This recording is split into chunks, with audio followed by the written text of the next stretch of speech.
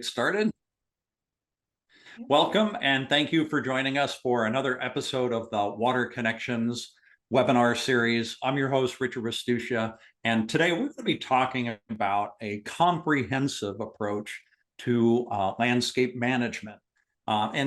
Speaking specifically and focusing on water conservation, one thing's for sure, we're seeing water rates all across the country really shoot up. And it's really impacting those of us who like to garden a lot. And I teach a class on the east side of San Diego, where it's a little bit warmer, on water conservation. And I can't tell you how many gardeners attend that class that say their water bills are over $1,000 now a month. I mean, this is really putting people out of the business of gardening, which we don't want that to happen. It's too precious, too enjoyable for so many people.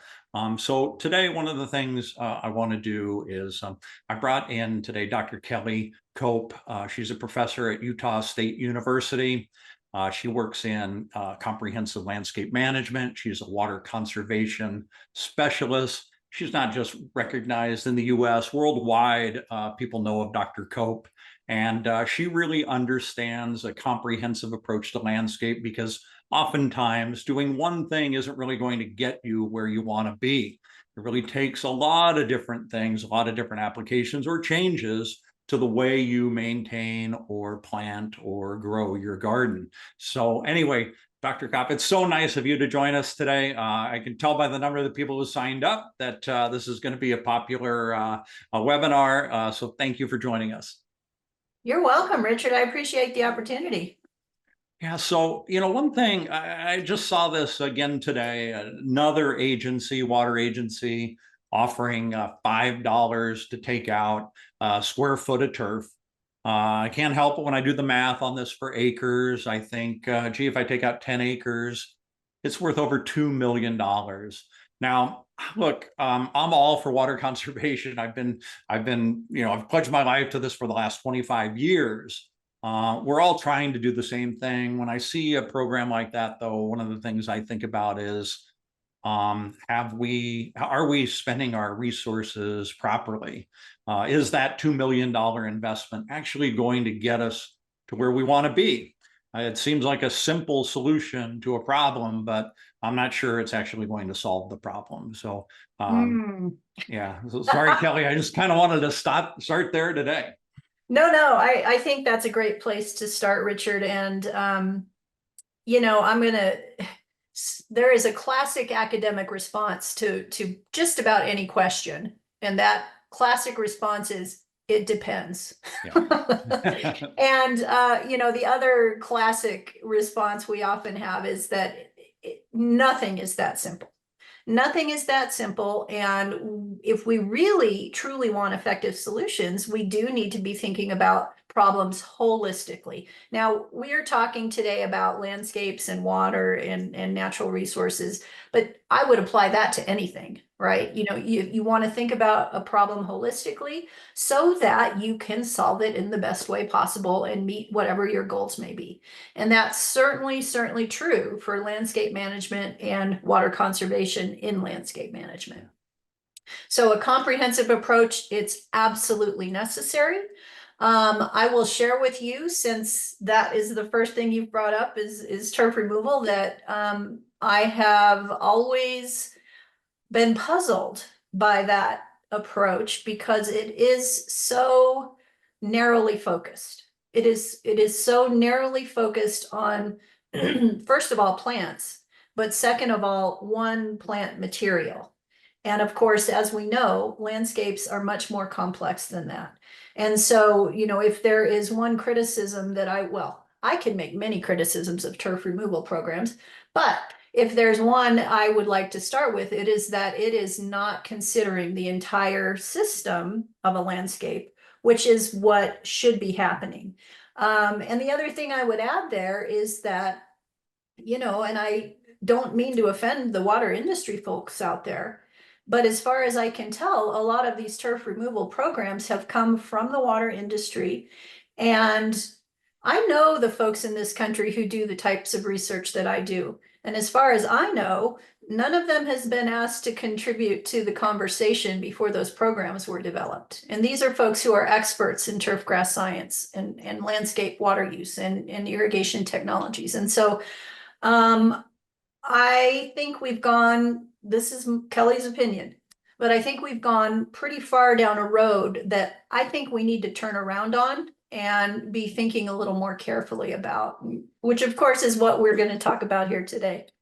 Yeah, and that's great, Kelly, and thanks for mentioning that because and I do want to mention too, I've got the Q&A open, so those of you who have some questions or comments, please feel free to drop those in there, and we'll address them where appropriate. So we saw Stuart Eyring on a few weeks ago showing his personal home, and he had a ton of turf, has a lot of turf. It's beautiful. And I just mentioned this. Now, he's got the technology to do this, but he's actually watering it about 57% of ET and keeping his yard looking that healthy. So again, not everybody knows how to do that or can do that today, but certainly the technology is there. And so when I think about that as a solution to really managing the water, starting to manage the water on my property, I think, especially expense wise, it's a whole lot better option.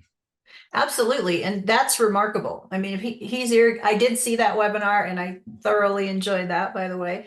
But 57% of ET, that is remarkable because Stuart and I live in the same climate. Yeah. And so I know what it takes to irrigate grasses around here. And he is doing, he is bringing to bear every technology in addition to his own skill set for managing that area, and it looked gorgeous. And this was just recently. And by the way, this time of year is when our landscapes tend to struggle here in Utah because we've had hot, dry summers, and things get a little tricky this time of year. But his landscape was perfection. Yeah. And obviously demonstrating a ton of skill and a ton of technology and using it effectively was really great. Yeah. Yeah, it certainly made me look outside after and reevaluate my maintenance.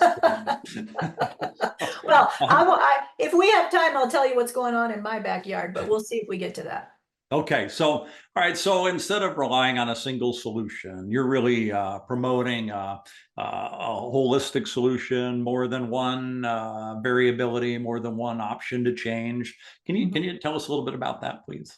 Yeah, and if it's okay, can I share a few slides now, Richard? Absolutely, yeah. Okay, let me get that going. All right, so can you see that okay? We can, yeah, perfect. Okay.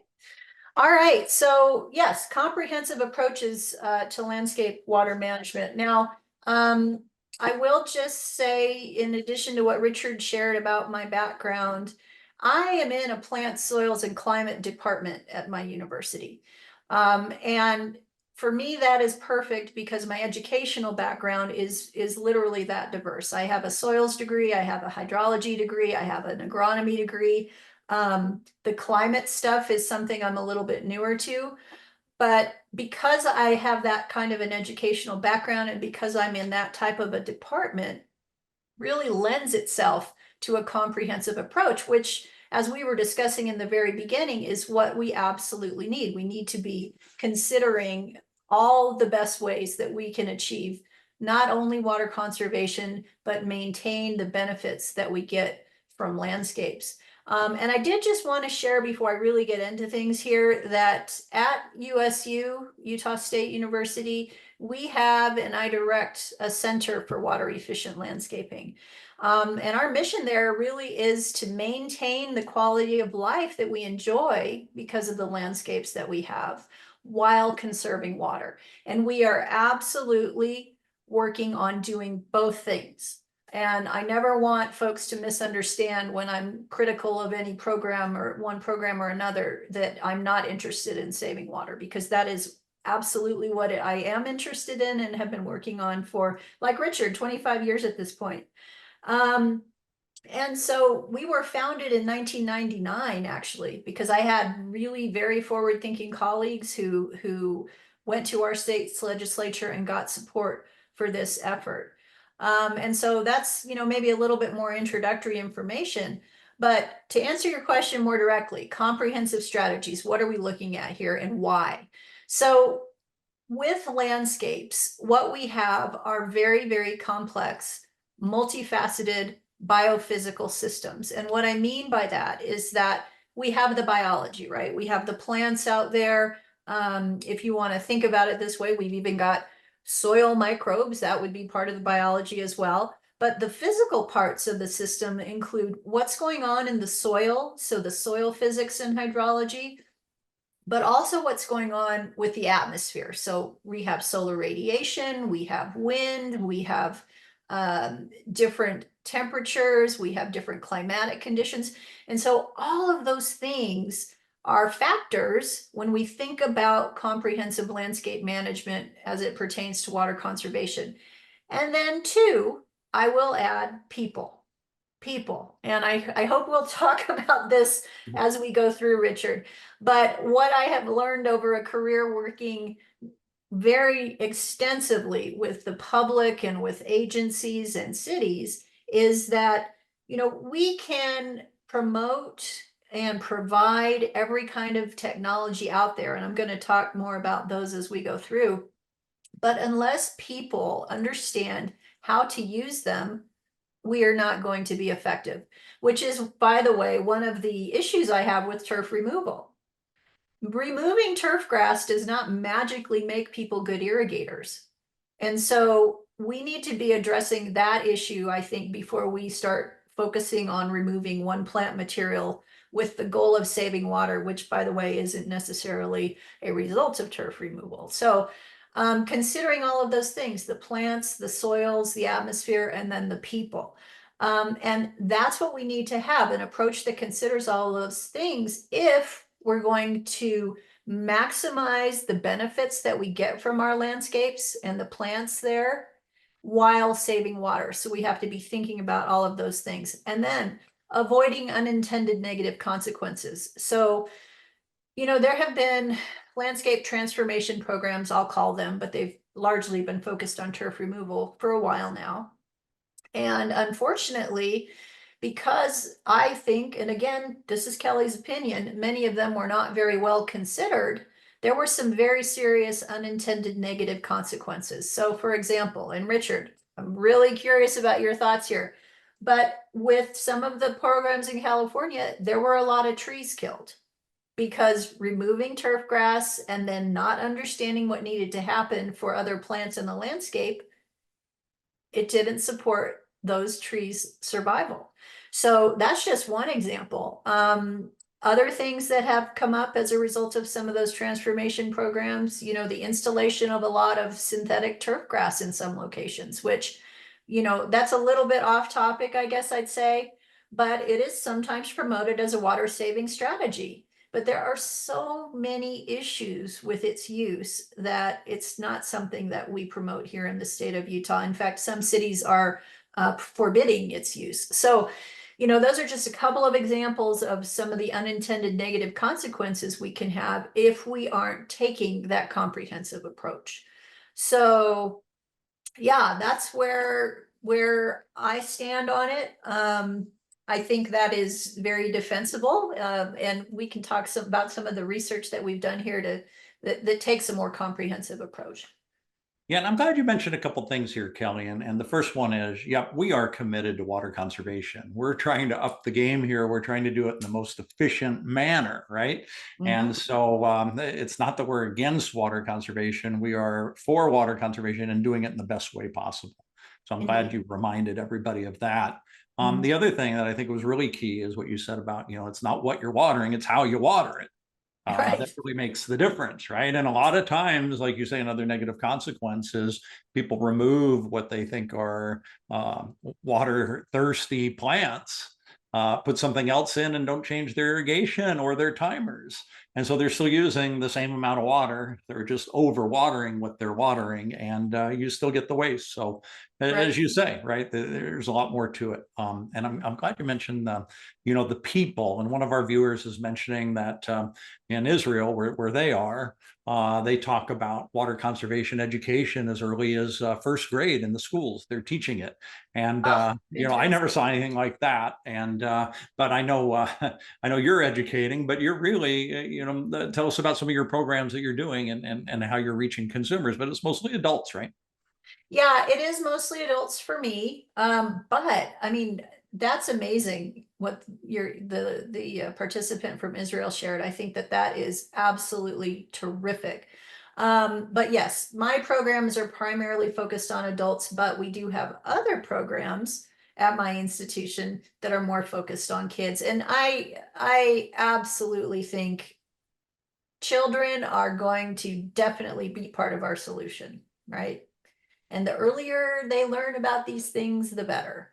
So I think that that's terrific. Other programs, though, you asked about that I'm conducting. I have some information I'll share on several of them, but one that I'm thinking of in particular is we have had a very, very long running, what I call water check program here in the state, almost my entire career here.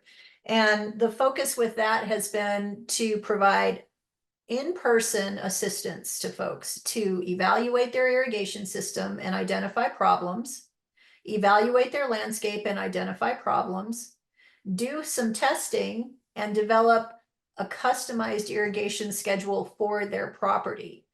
And that program, as I said, it's been in place for quite some time. We regularly see 20 to 30% water application reduction with that Hmm. program. And that's without changing any plants. No change in plant material. That is just helping people understand how to irrigate what they currently have more efficiently. So that's one example of, we could go on, but that's probably the best example I could give you. Yeah, I like that too. And it really gets back to, analyzing the water use, then actually measuring it, Mhm. and then reporting back on it. And many years ago, I worked with Metropolitan Water District here in Southern California. And I said, you really need to, you need to measure, right? We have to, and give rebates based on performance, not necessarily I did this, so I get a rebate.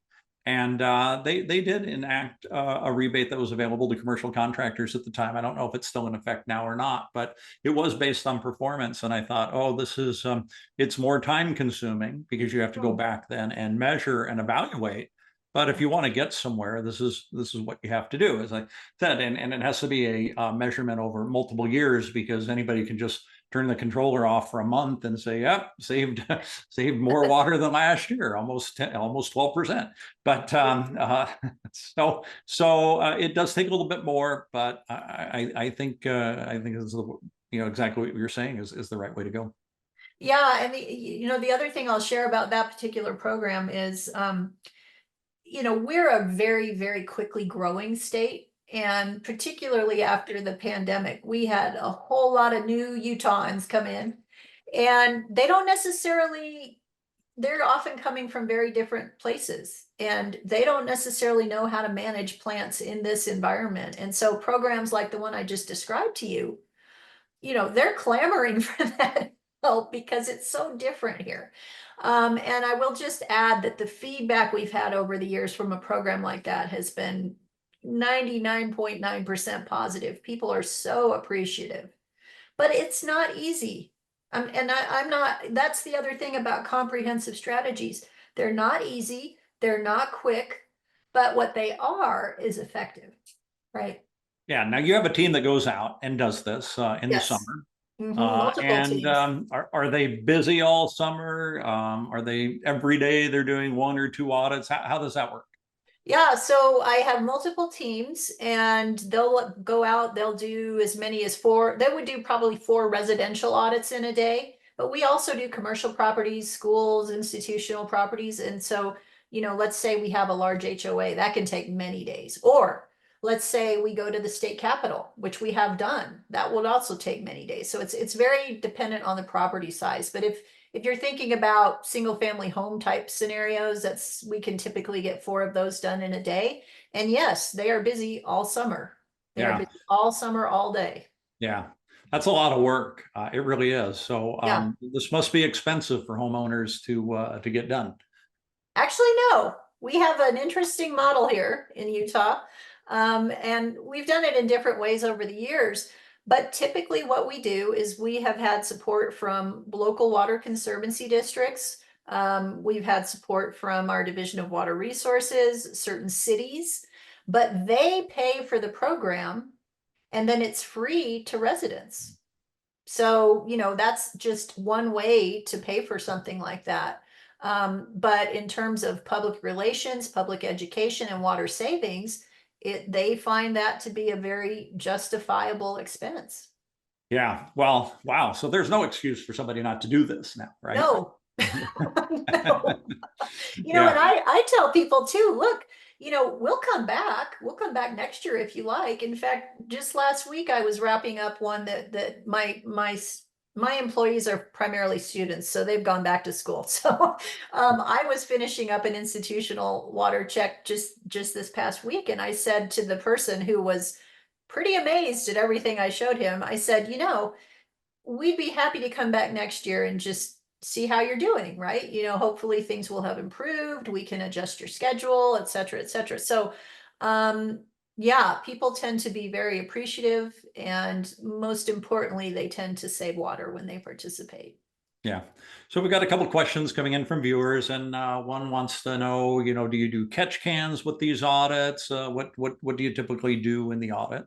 Yeah, so yes, we use catch cups for measuring precipitation rate and distribution uniformity. Something else I'll just add quickly on that topic is that we are looking at incorporating soil moisture measurements into our auditing process because, as most folks know, once that water hits the soil surface, it doesn't just go straight down, it can move laterally. And so catch cups are okay, but I would like to start incorporating some soil moisture measurements also because I think it gives a better picture of what the plant roots are quote unquote seeing in terms of moisture availability. Sorry, I totally lost my train of thought there. So, well, staying along these lines, then, Dr. Kopp, what types of recommendations do you guys make after the audits? Right. So, okay, yes, catch cup testing.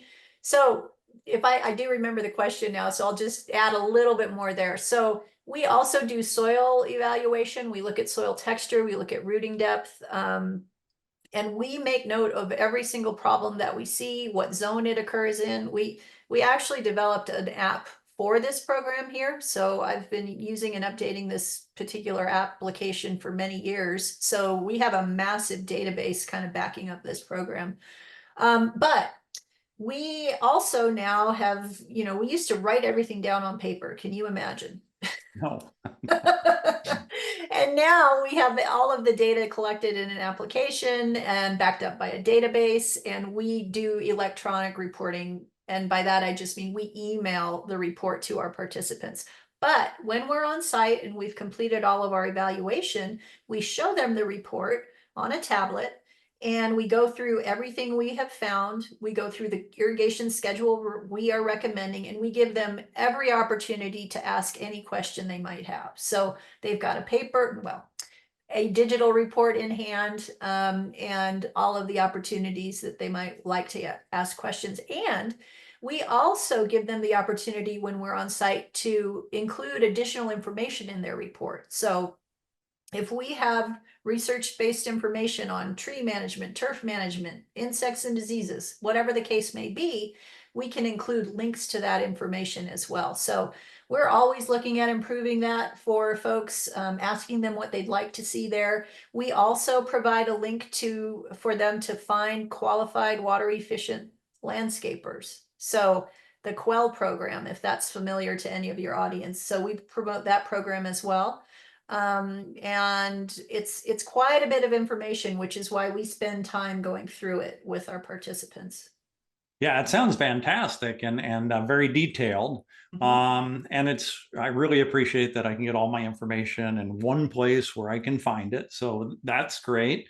Somebody else is asking about, are you able to share this information with other municipalities or maybe cities so they could incorporate or do the same type of thing you guys are doing? Yes, yes, absolutely. In fact, I've had people contact me from all over the country to ask about how we do this. And it like nothing, like everything that is, it's just not simple.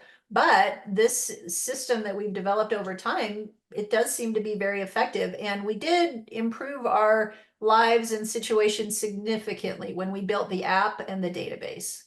Because as you can imagine, when everything was on paper and we were still trying to get it into a database, that's just an extra 2 or 3 steps we really don't want to have to take. So things really improved for us when we did that. That was, oh gosh, when around 2014, I think. So we've been using that approach for about 10 years at this point. So Okay, so I invest my time in the water audit. I'm going to get multiple recommendations of things to change on my landscape, not just one thing to focus on. And then I'm going to do these things. What can I expect to see different in my landscape? So one of the things that, and I don't have a slide with a report to show you, but I think this is important and it relates to your question. We show our participants what their current irrigation schedules would be based on what we measure right on site. Yeah. Then we also show them what we call it an optimized schedule would be. So if they were able to address the recommendations we give them and improve the uniformity of water application and some of the other landscape issues, it's not solely focused on irrigation, then they are also given an optimized schedule that would take into account those improvements. So we show them what's possible, and that's really, really striking. When you see the minutes of irrigation recommended cut in half or less, that's pretty striking. And folks will be like, whoa, really? If I just fix this, this, and this is the improvement I can expect? So it's really compelling and very apparent that they will save quite a bit of water. Yeah, I did a report optimization report for an HOA here in San Diego just a few weeks ago, and they're spending over $300,000 a year in water with some changes, and less than $50,000 worth of changes on these 60 acres. They'll be down to about $80,000 a year. I mean, what people are overspending Wow. in water is just, and I'd like to say this was a real exception. It's not, people Wow. are just pouring on the water. They think it makes the landscape more healthy. Often it doesn't, and then they pay for it. Right. Wow, that's remarkable. That's remarkable. Good job. So, well, we're in the process of measuring now, and we'll report back on that in about a year and see if we actually hit that number. Sounds good. Sounds good. So, the other thing that is very popular these days is carbon and carbon capture, Mm. carbon sequestration. We hear about it a lot in farming and agriculture, not so much in landscape, but I've got to think there's something here to talk about, and we just haven't gotten there yet. Have you looked at this much? What are your thoughts? Yeah, absolutely. I do actually, I'll just move to another slide here if I may. Um, Carbon sequestration is something, if we're thinking again about the entire system, soil, plant, atmosphere, carbon is definitely part of that, right? And people here, even if it's just in the background, you've probably heard about carbon sequestration. Maybe just to give a little bit more information on it, the way this works with plants and landscapes is plants assimilate carbon from the atmosphere through the process of photosynthesis. And I'm going to try not to get too sciencey here on you, but people have heard of photosynthesis. I think it's safe. And so some of that carbon goes back into the atmosphere, but a lot of it gets incorporated into the plant. Sometimes, if it were in our case, we have a lot of deer and moose, in fact. And so sometimes those plants get eaten and the carbon is removed in that way. But when it comes to landscape systems, what can happen is when leaves fall, when grass clippings are left in the landscape to decompose. They decompose, move down into the soil. Soil microbes then incorporate that carbon, and that basically ties it up, right? And so when we think about carbon sequestration in landscapes, we're talking about soil organic matter and the fact that as landscapes grow and as plant material decomposes, that builds and builds and builds. And so it's a great way to sequester carbon, and if you're maybe thinking, well, I'm just me and I just have this teeny little yard and what can I do? Well, that's what you can do. You can have actively growing plants, you can let the plant litter decompose, and you can store some carbon there. I mean, I think we all have a role to play there. And so that, let's go back to turf removal. That's one of my frustrations with that as well. Nobody thought about the fact that when you've got these, in some cases, quite old turf grass systems, you've got a lot of carbon sequestered there. And when you cut that out, you're releasing some amount of that carbon. Now, that's something I'm actually doing some research on now because I'm very interested in this question. But that's something that, as far as I can tell, was never considered. But it's critically important. And by the way, there's research out there showing that home landscapes, so, typical turf, tree, shrub, perennial landscapes can sequester just as much carbon as forest systems. So there's a lot to be done there. Now, somebody out there in the audience is saying to themselves and to me through the screen, they're saying, well, what about the gas mowers? And what about this and that and the other thing with the maintenance of these landscapes? But that's quickly becoming, and actually, I'd like your opinion on this, Richard. That's quickly becoming a non-issue because we are very quickly transitioning into battery-powered equipment, especially on the residential scale, right? We have some work to do maybe on the commercial scale there. So that's becoming a non-issue. And I hope folks can consider that their landscape has a role to play here and they can contribute this way. Yeah, absolutely, and thank you for mentioning the equipment. Husqvarna has made the step in North America to only have battery powered equipment now. The Yeah. auto mowers are very efficient in both the health that they bring back to the lawn and how they are used. These things all go hand in hand, and it's one of the reasons why Husqvarna is recognized as one of the top most sustainable companies in the world right now. Because we have to move forward with our education and our technology to really make the gains we all want to make in sustainability and conservation.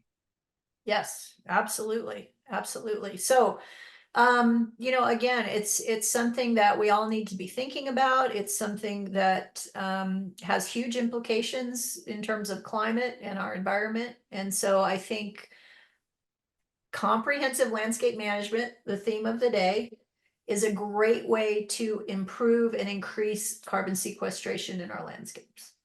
Yeah, so one of the things I always think about with this, right? And I was working with some carbon credits and farming, and cover crops were important. Yeah. No-till was important. Leaving things the way they are was important. So then I Exactly. think about for landscape maintenance, do I really want to leave all the leaves on my yard here in a few months when they start to fall off? What's the proper way to manage that? Well, actually, it's somewhat dependent on the types of trees that you have. But for many years, those of us in the turf grass world have been saying, hey, you don't have to remove all of that. In fact, if you go over it with your mower and chop it up into little bits, it will move down into the turf grass canopy and decompose and provide some of the benefits that I'm talking about here, increasing that soil organic carbon, improving carbon sequestration. So that's a pretty standard best management practice in landscapes is to, I'll call it mulch. We'll mulch those leaves so that they can decompose where they lay. Yeah, a great point, right? And again, put it back in the soil where it's needed, and you probably get a bit of nitrogen out of that as well. Yeah, absolutely. Absolutely. You certainly get a bit of nitrogen out of turf grass clippings. That's Yeah. for sure. So then one thing I'm thinking about too is we're starting to get a lot of heat island effects in the cities. As I was talking earlier, I grew up in Phoenix, Arizona. In the summer, we had monsoon storms. It felt like every night. Now it seems like they go weeks without any storms now. Is this real? Is this happening in more places than Phoenix? And what is it doing to our landscapes? Yeah, so let me move to a different slide. So the urban heat issue that I am just hearing more. I don't know about you, Richard, tell me. I'm just hearing more about it. And the reason that we're hearing more about it is that there's been some really compelling research done. This is not research that I did, but Princeton University has a climate group that's been looking at urban heat for quite some time. They've been looking at, you know, how urban heat has changed in cities over 10-year periods. So we know we get a lot of atmospheric cooling from landscape plants. This particular slide is focused on grasses because that's what I work on, but let me just point out a few differences here. Air temperature in this image, if you can't see, is 94 degrees, as is the water temperature. Bare sand, 132. Um, Asphalt, 136. Synthetic turf, 165. And the grass is 104. yeah. So the grass, the reason that the temperature of that grass is lower is that that grass is there is evapotranspiration happening in that area. And I know that term came up with your webinar with Stuart. So I think most folks know what I mean by that. But essentially what's going on is the grass plants are moving moisture from the soil through the leaves, and that creates some cooling. Okay. So using grass as an example, that's what we get from landscape plants. We get evapotranspiration, which cools the atmosphere. We get shade from trees, which also cools the atmosphere. And that is going to provide us much cooler environments than either bare soil, bare asphalt, and certainly cooler than synthetic turf grass. So those are the things that are at play here. And then of course you've got reduced energy costs. I mean, we're very focused on the landscape here today, but when you have that cooling around a structure, then you don't have to cool it with air conditioning as much. And that's becoming a bigger and bigger issue in this region. I mean, it's huge. And what you see there as far as heat island goes, again, this is work out of Princeton, but Las Vegas has had a 7.3 degree average increase. This is from 2004 to 2014. Albuquerque 5.9, Denver 4.9. These were the three highest. And they repeat this every 10 years. So that's a significant increase, right, in terms of average temperature. So urban heat, it is absolutely an issue. The other thing, though, that I want to make mention of is that what I'm mostly hearing now is that, all right, we need to increase our urban tree canopy. And I agree with that. We need to increase our urban tree canopy. But there's some research out now that's saying that's not going to solve the problem entirely. It will definitely help, but we need to have even more cooling than we will get from simply increasing shade. And so what that means to me in terms of comprehensive landscape management is, okay, trees, yes, but how about all the other plants too? Yes, more plants, more plants. More plants are the answer, right? So if we get more evapotranspiration in our landscapes, we're going to have more cooling. So that is something that I'm also doing some research on. And I just wanted to quickly show this image from my most recent new research project that's going to be in the ground for about 10 years. But essentially what you see there on the left, I've got 5 different landscape styles. I'm looking at some turf, some not, some ground cover, some have just perennials. They all have a tree in the southwest corner. What you see there on the right is thermal imagery of those plots, okay? Because again, trying to get at this urban heat question and characterize the types of landscapes that are going to provide the most cooling. So it's exactly what you think, and my apologies if anybody out there is colorblind, but the red areas are hotter, Yellow is still pretty hot, orange is pretty hot, but when you start getting purple and blue, things are cooler, much cooler. So the landscapes, can you see my arrow? Yeah. Okay, these landscapes here, these are ground cover. These are turf grass primarily. These small little areas are turf grass. So, I don't have any conclusive results to share with you, but it is very obvious that you get different temperatures, right? And that what you see there is a surface temperature image, but the technology we're using to do this work also looks at temperature as you move up from the canopy surface. So we're going to have, and 7 millimeter resolution, by the way. So we're going to have very detailed information about the temperatures that result from different types of landscaping here. So it's a big issue. I would say you can't really go wrong with more plants if you want to increase cooling, reduce cooling costs, and help with dealing with urban heat. Yeah, those are great points. And boy, one of my colleagues has the temperature gauge, video in which they show the turf and then the turf in shade. And Yeah. it's really significant what you see there. So this image on the left that I'm looking at, that is landscape minus any housing or anything else, right? We're just focused Yes. on picking up the landscape. Okay, well yeah, that's pretty significant what we see here. So, Kelly, we've got a lot of people watching today, and they're thinking, okay, I need to start a comprehensive program at my home. Uh-huh. What do you recommend the first few steps they do? Of course, doing the audit first to understand where they are and where they have to get to. But if I want to do something this afternoon because I'm fired up after watching you on this webinar, what should I do?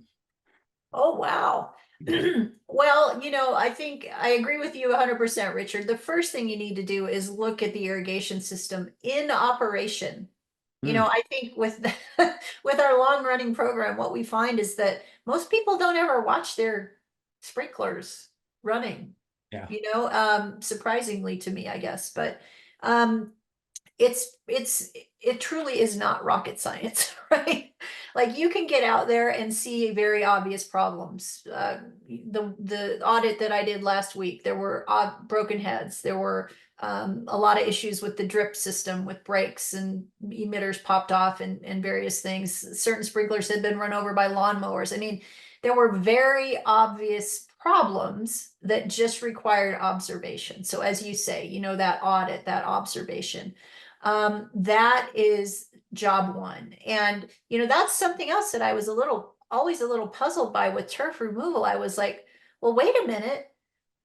People aren't even irrigating what they have efficiently right now.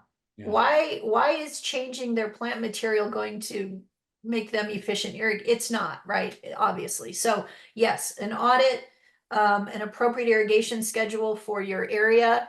And related to that, because I know not everyone has access to an auditing program, but everyone who may be listening who lives in the United States at least has access to land grant university information. So for you, Richard, this would be the University of California system. For me, it's Utah State. Every state has what's called a land grant university and an extension service. And our job is to provide research-based information to the public from the university. And so there are folks like me in every state. That's what I want to say. There are folks like me in every state, and you just need to access that information because there's just an enormous amount of support available there.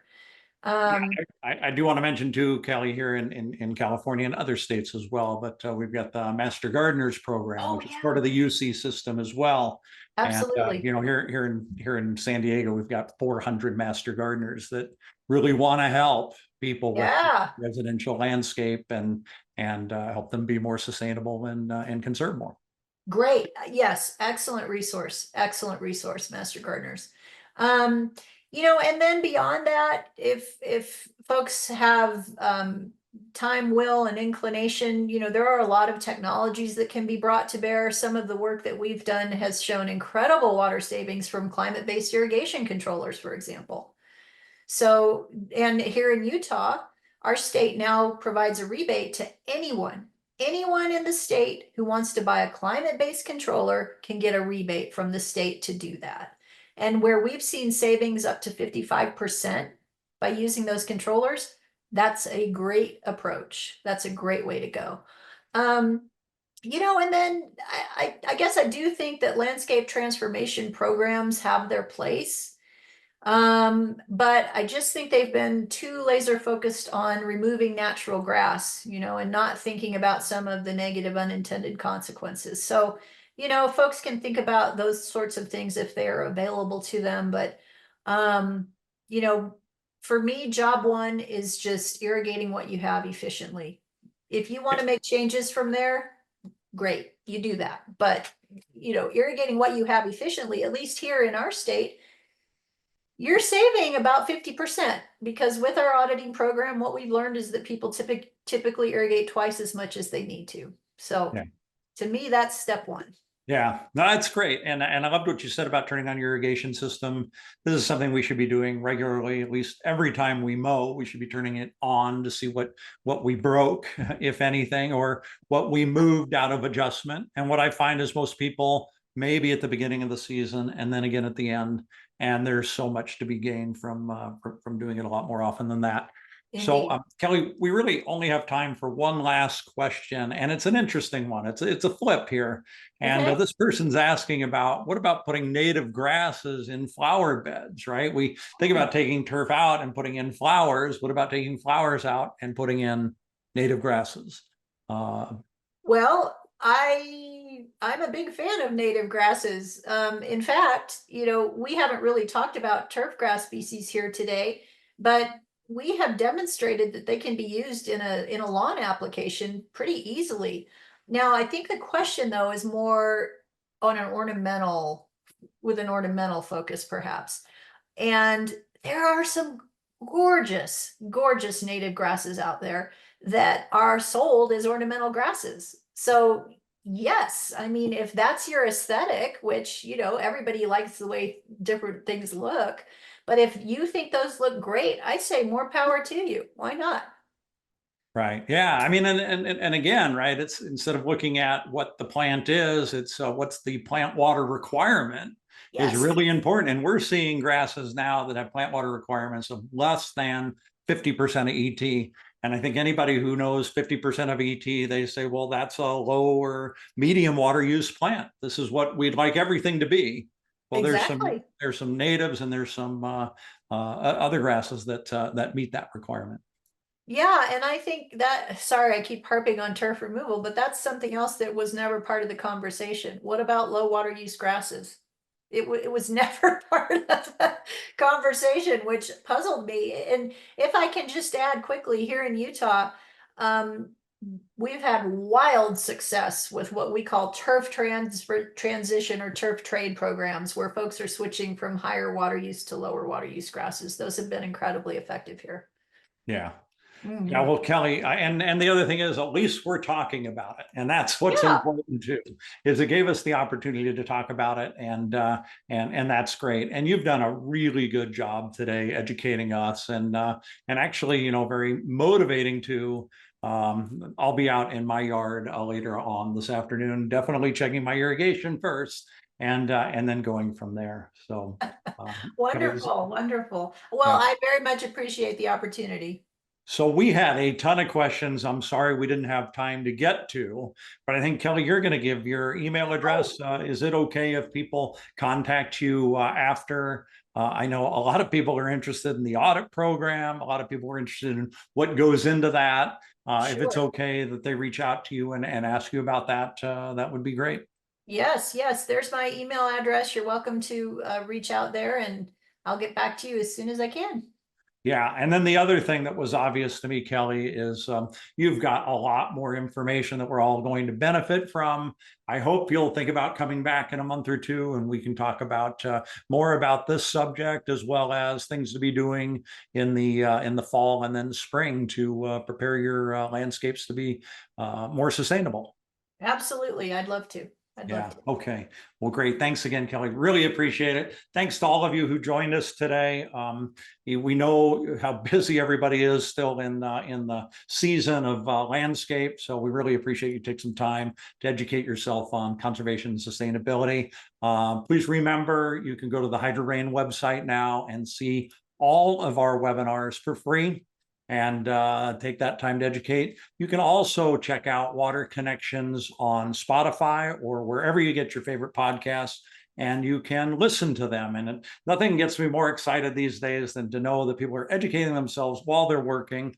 That is really neat to see, this whole education process, how easy it is to do now and how people are taking advantage of it. So again, thanks everybody. We'll be back September 11th. Stuart Eyring is going to bring some more very entertaining education to conservation and sustainability then. We're going to take next week off, though, due to the holiday, and we'll see you all in a couple weeks. Thanks again, Kelly. Thank you. Bye-bye.